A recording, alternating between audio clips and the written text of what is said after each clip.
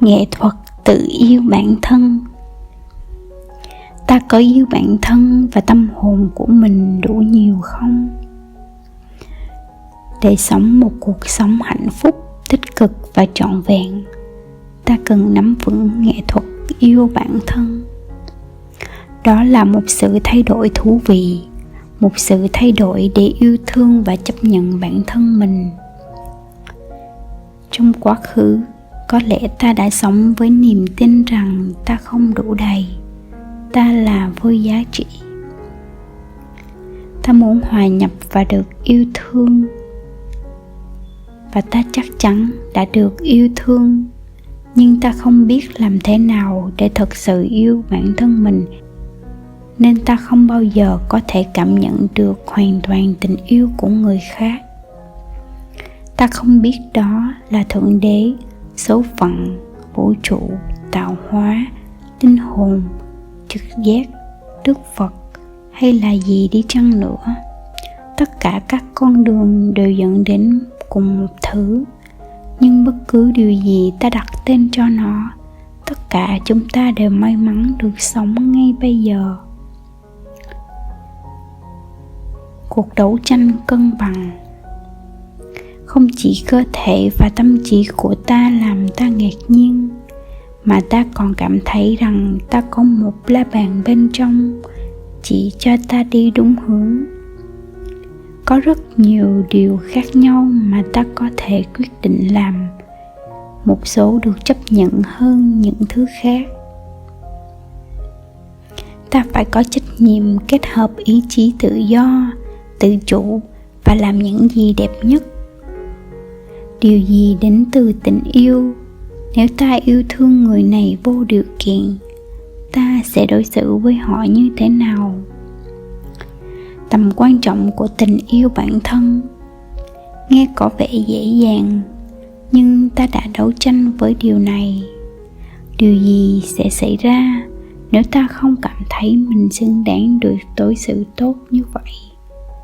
Cuối cùng ta có thể sẽ đả kích những người mà ta nghĩ ta đang kìm hãm ta, hoặc khiến ta cảm thấy thấp kém. Điều đó có ý nghĩa ta bị tổn thương, sợ hãi và không cảm thấy được yêu thương. Đây là nơi tự yêu thương phát huy tác dụng. Khi ta bắt đầu yêu thương bản thân, chấp nhận sai sót của mình và tha thứ cho chính mình về quá khứ, ta bắt đầu cảm thấy yêu người khác dễ dàng hơn. Khi ta có thể xuất phát từ tình yêu và không phán xét, ta bắt đầu cảm thấy đồng cảm hơn và kết nối với người khác hơn. Tự yêu bản thân là gì? Việc xác thực và trở thành phiên bản tốt nhất của bản thân sẽ có rất nhiều việc phải làm mỗi ngày. Yêu bản thân là một sự thực hành hàng ngày. Một là biết ơn. Hãy có ít nhất 3 điều mà ta biết ơn mỗi ngày. Thừa nhận những điều nhỏ bé trong cuộc sống của ta.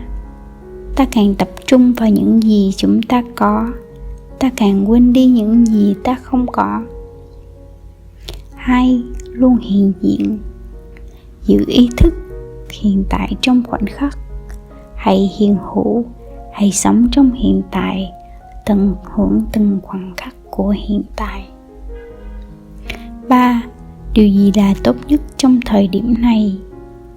Khi ta đang vật lộn với một quyết định và ta không biết nên phải làm gì, bộ não của ta sẽ bắt đầu lấy thông tin cũ về những gì đã xảy ra trong quá khứ, và thông thường đó là thứ khó chịu, đáng sợ, khiến ta không muốn đưa ra quyết định. Thay vì bỏ qua những dữ liệu cũ không hợp lệ từ quá khứ, hãy tự hỏi điều gì là tốt nhất vào lúc này đối với ta, đối với tình huống này, từ một nơi yêu thương. Làm thế nào ta có thể xuất hiện như là bản thân thật nhất của ta tại thời điểm này? Yêu bản thân và tỏa sáng. Khi ta có thể bắt đầu khám phá ra bản thân thật sự của mình, chứ không phải chiếc mặt nạ ta đã mang, mà ta nghĩ sẽ giúp ta phù hợp với các mối quan hệ xã hội. Ta bắt đầu tìm thấy chính mình nơi ta thực sự thuộc về. Bị nhìn thấy có thể sẽ đáng sợ, nhưng nó cũng giúp tạo ra các kết nối trung thực.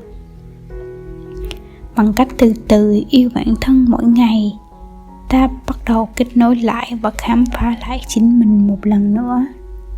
Ta đi đến thỏa thuận với những điều kỳ quặc và bất an của ta, và yêu những phần đó giống nhau.